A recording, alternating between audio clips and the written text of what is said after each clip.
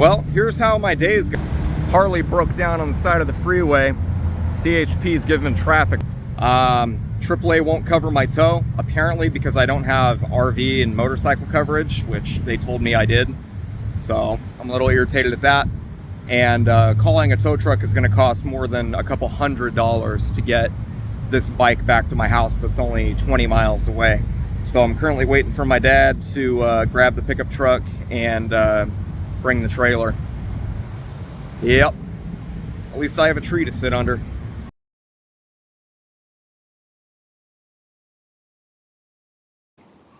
You ever just had one of those days where nothing went right? Yeah, today's one of those days. So I made it home. The whole point for me even going out is I was buying some parts to fix this computer, and you know, after these bikes sat for, you know, however long they sat, I drained the fuel in them, and I knew the gas was bad. So, you know, I drained the gas out, rode them around a little bit, got some new fuel in them. Well, the Harley, same problem. So I had went to the gas station, put a few gallons in, decided I was going to put about 200 miles on the bike. And, well, as you saw, it left me stranded on the side of the freeway. So, I'm back at the house now, thanks to my friends at the off-road recovery group, Desert Recovery. And I got the bike here, and gonna figure out what went wrong and why it left me on the side of the freeway for 3 hours. So, we've already started pulling some of the gas out, and when I tell you this stuff smells like paint thinner and varnish all at once, it does. We've pulled out about, it's about 3 gallons. I'm going to take some samples out of this, some from the top, some from the bottom. Basically what happened was I was going down the freeway at 75 miles an hour, and it just felt like it was running out of gas. You know, I was doing 75, I hit some traffic, downshifted 6th, 5th, 4th, you know, all the way down to 1st, just stop and go, just running the clutch. And I went to give it some gas, and instead of going broom, it went brup, bup, bup, bup, and it did not rev. It did not rev at all. So I made my way from the 2-lane to the 1-lane, and 1 lane it still didn't want to accelerate. I'm doing like 5 miles an hour. So I moved over into the shoulder. Get into the shoulder, and bike, it starts, it idles, but I cannot rev it. It will not rev. Maybe I can clutch, you know, a couple miles an hour out of it, but that was basically it. So I was sitting there on the side of the freeway, called AAA, because I have their Premier Tow 200 mile, whatever it is. And when I got the policy, you know, 5 years ago, they told me that it covered motorcycles. Well, I get them on the phone, and guess what? Nope, does not cover motorcycles. So as I'm sitting there with the phone with them, I talk to the manager, same thing. I can pay to upgrade to the plan. Got to wait 7 days to get towed. So the bike and me are stuck on the side of the freeway. Cops wouldn't let me push the bike. No tow truck would touch it because they weren't certified to move motorcycles. Thank you, California. So I was able to get the bike started. It idled enough to where I could clutch it in first gear. CHP shut down the 15 freeway at the 10, so I could get from the fast lane over to the slow lane. Got on the shoulder and had to wait 3 hours for a buddy to come with a trailer and pick me up and drag me all the way back up here. So, screw you, AAA, because you promised me my plan would cover motorcycle towing, and it did not. And after everything, you could have absolutely made one exception to get somebody in a really bad situation out of a bad situation. So, I don't know yet. I'm still really considering dropping AAA because of the way they treated me and the way that they've treated my friends in similar situations. So, enough of that rant. Let's fix this bike. Alright, so I had the seat back on the bike for the intro, but we already had all of this taken apart to figure out what exactly was going on with the bike. But I was riding down the freeway, and the bike acts like it was out of fuel. But I had just put, 2 gallons in at the gas station, and I noticed when I was putting gas in that it was extremely yellow inside the tank, so I already knew it was bad. Green! And then I started smelling it. My theory is there's water in the fuel, so we've captured most of the fuel into the gas can, but we're going to siphon the rest of it out.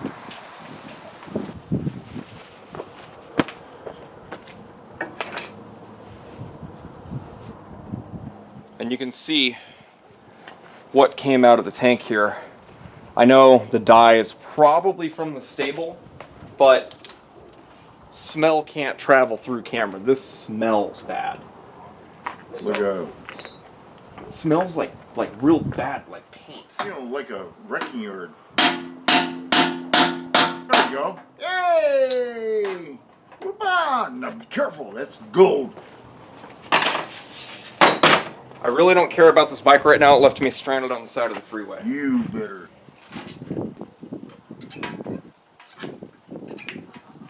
I'm gonna run a bore scope in there and we'll see what's left. Okay, so there's the pickup strainer right there. Alright, pass me the end that goes in the tank. Alright, go ahead and pump. Yep, there is. Alright.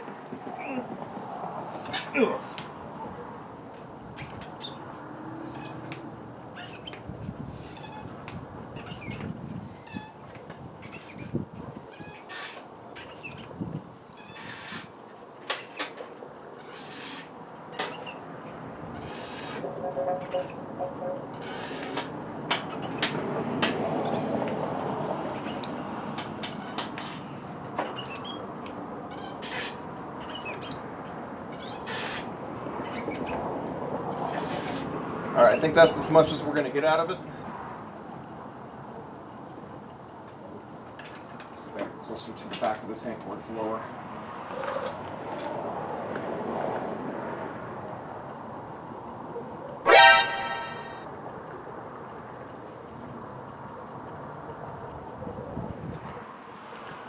So the low point of the tank is right here.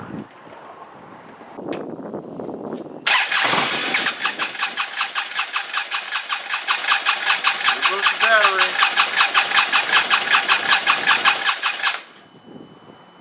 Need battery.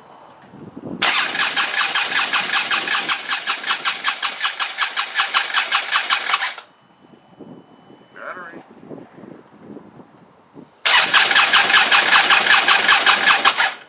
Okay, I want to pull the spark plugs out, dry them off, and then we'll try again.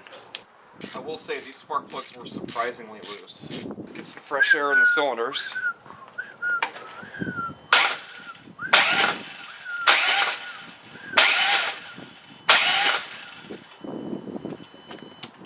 Fresh air in the cylinders. I'm going to sand these up a little bit to make sure that they'll be given the best spark that they can. And then if it still doesn't fire, we'll try some starting fluid and see if we can get this thing to keep running. Listen. No, listen. No, listen. That's Japanese. No, listen. Recording.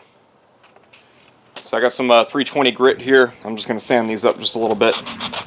Give it its best shot if it is a spark issue.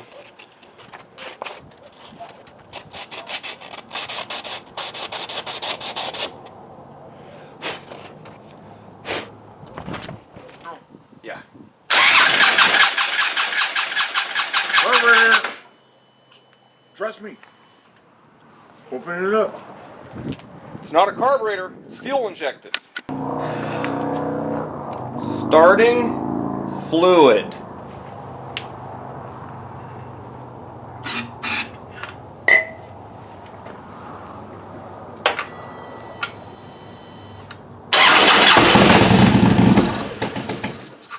And that's exactly what it did before.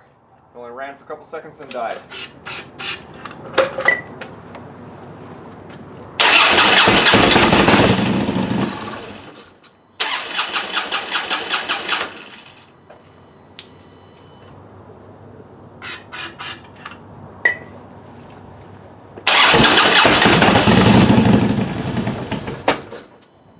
We have another problem. Either we don't have fuel pressure, or we have clogged fuel injectors, one of the two. Either way, I don't have the tools to diagnose that today, so yeah, that's it. Bike's going back together. I need to buy some tools and some parts and get this thing fixed. So that's it for today's video, guys. See ya.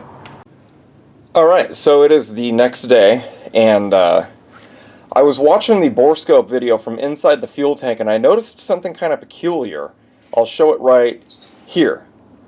Do you see that? Now what do you think that is? There's only one fitting on the outside of the tank. that would do it. So I've got some fuel line and some clamps coming.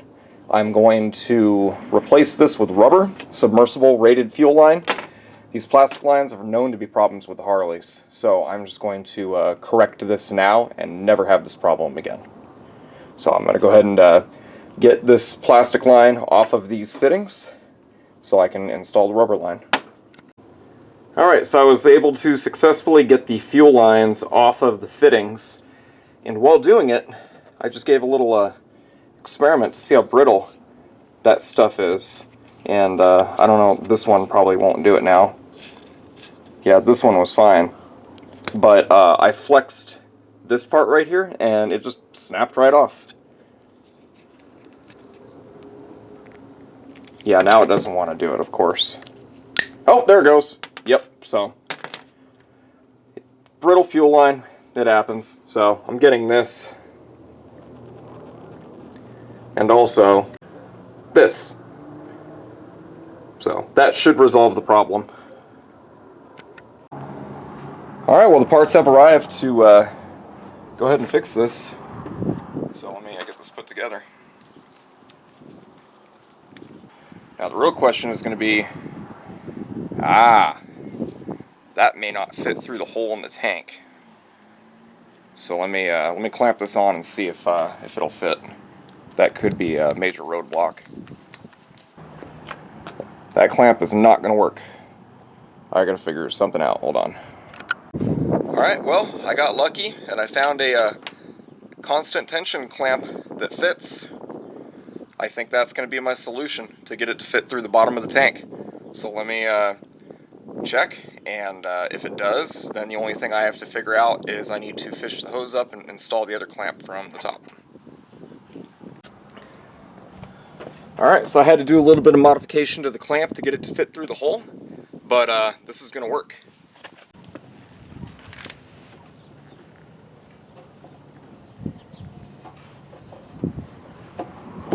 Now I just have to get this threaded into the tank, catch it on the inside. Oh yeah. Yeah, it makes it right to the top. It's the perfect length. Now I just have to get this thing to thread.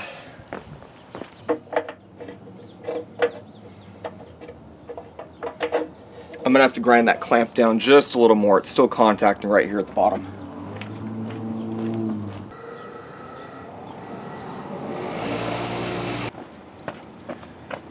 That should do it.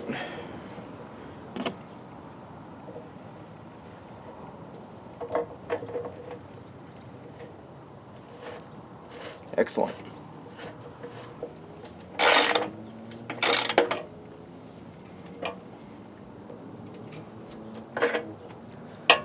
Nice and snug. Now I just need to fish that hose out, which I don't even have to fight for because it's right here on top. There's my new hose. I just have to put the other fitting on it, and I should be good.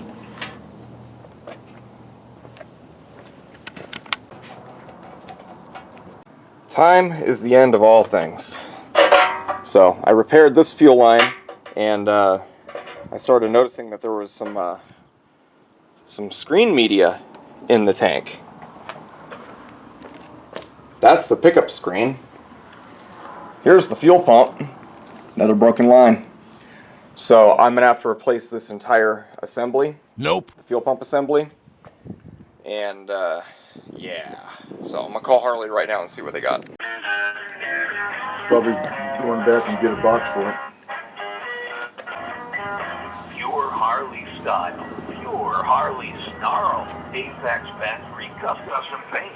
Turning heads is one of our new models as they roll in. Want to stay up to date on upcoming events? The devil is in the detail of the HD Nightster Sportster S. I could probably fix that. Ooh, now that I'm thinking about it. And I think I have some of that pink hose around. Winter is also a great time to add upgrades for select brand American touring models at Death Valley Harley-Davidson. And channel speed even at a standstill.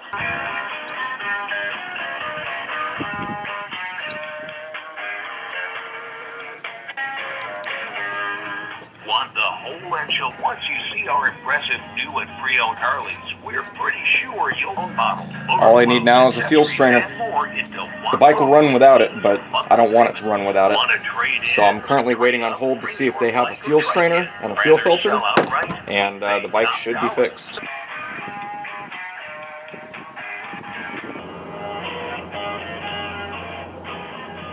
Want the whole enchilada? A formidable spirit wrapped in vibrant custom paint. Great time to add upgrades. Well, I've officially been on hold with them for an hour. At this point, it would have been faster for me to drive down there, so I'm just going to go ahead and drive down there. So I waited on hold with Harley for an hour and 16 minutes. At an hour and 5 minutes, I finally got somebody on the phone and was able to ask them if they had whatever I needed in stock. And they put me back on hold. 10 minutes later, they hung up on me. Well, that's fine, because I'm 5 minutes away. Yeah. I was right. I can make it to Harley before I can get an answer with them on the phone. Unbelievable. Got him. That'll fix it. Alright, back to the house. Alright, well, I'm back here with the new parts. So I guess the first thing to figure out is this fuel filter. Seems fairly self-explanatory. Yep. There's an O-ring, and then the filter. Maybe I can use the provided. Yeah, look at that. It is time. It looks like it was starting to collapse. That's insane. Just compare the two. That's pretty bad. So I think it was a combination of clogged fuel filter and a failed line.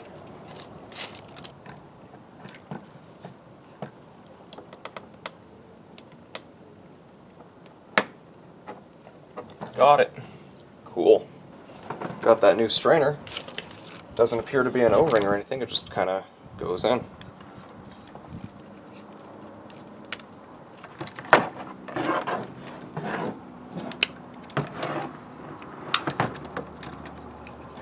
And there it is. New strainer is installed. So installation appears to be reverse of disassembly. I have to feed the pump in, then mount this level sender, and then mount the pump, and then I can plug everything in. Well, I was going to do it at the bike, but it's so bright over there that you can't really even see what's going on. So I can make this a lot easier on myself if I unplug the fuel pump, but I need to cut that zip tie. Nope. Cool.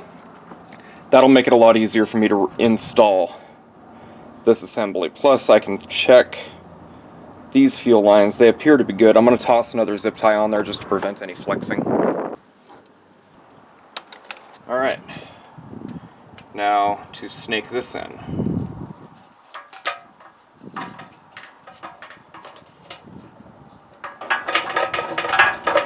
We're in. Alright. Now that I've got the pump in, I can get the sending unit in.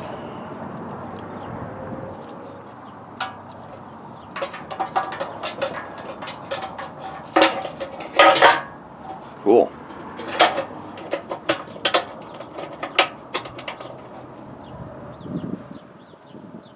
I think I'm there.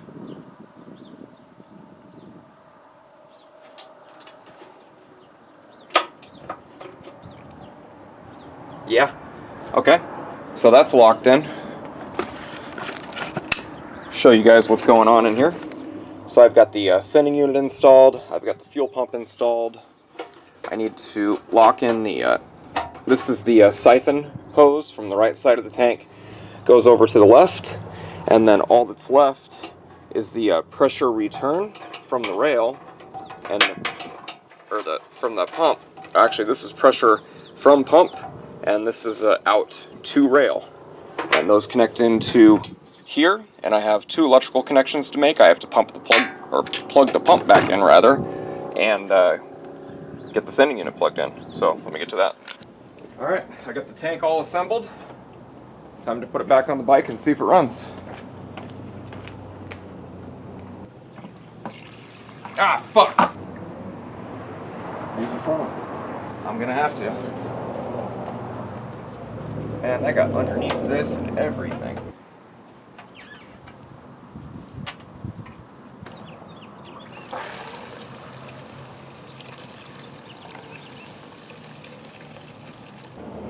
Let you go chip, chip, chip, chip, chip, chip. We'll see.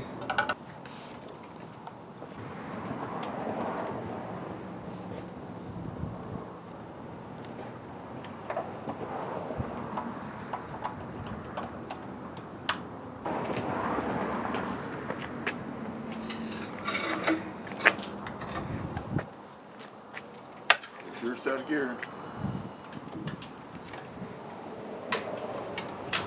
Yeah, I heard the pump.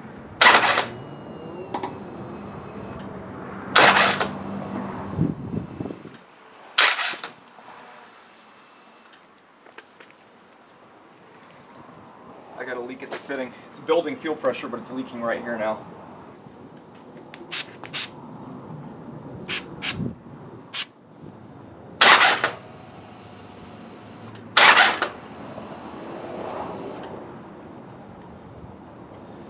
Still leaking, but maybe I can just set this right here for now and we'll see if it'll at least fire up. Hey! Bravo!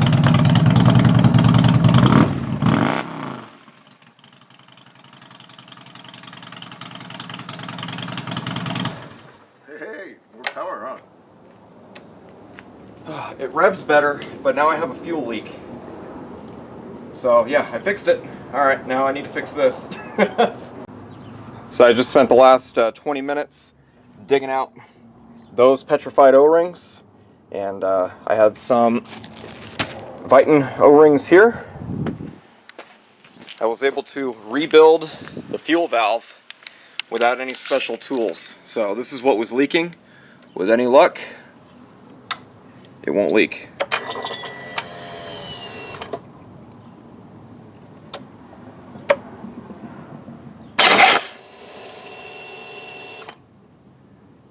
Well, I think I fixed it. Yay! Yeah, there's no fuel coming out of there. Awesome. All right. Time to bolt it back together and then take it down to the gas station and fill it up. All right, so I believe I got the issues with the bike fixed. So time to take it for a test ride.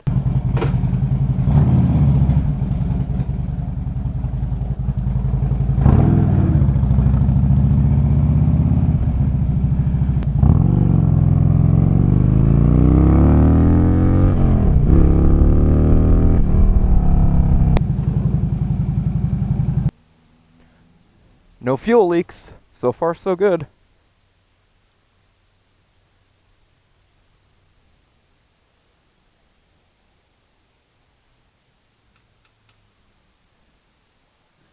$25.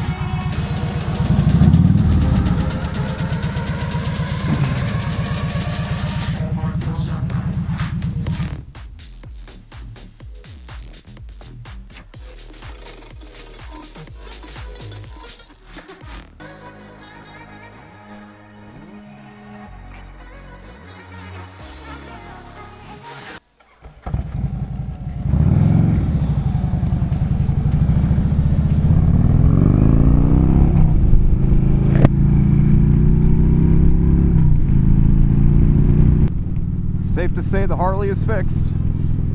Put about 40 miles on it. It's running fine. So yeah, the whole time it was a fuel strainer that was starting to come apart, and I think what happened is it gas went bad in the tank and took out that line with it. And once that thing was uncorked and just pumping, it just sucked that mesh right inside the filter and killed that too. So I got all the lines replaced. Bike's running great. So I think that'll wrap this video up, guys. See ya. Oh yeah, perfect timing too. I can feel the storm coming in. It just dropped like 10 degrees and got real windy. Okay, we're going this way. We're going back to the house right now. Oh yeah, we got blowing sand. This does not feel great wearing a t-shirt, I'll tell you that. So much for working on my car tonight, not in this wind.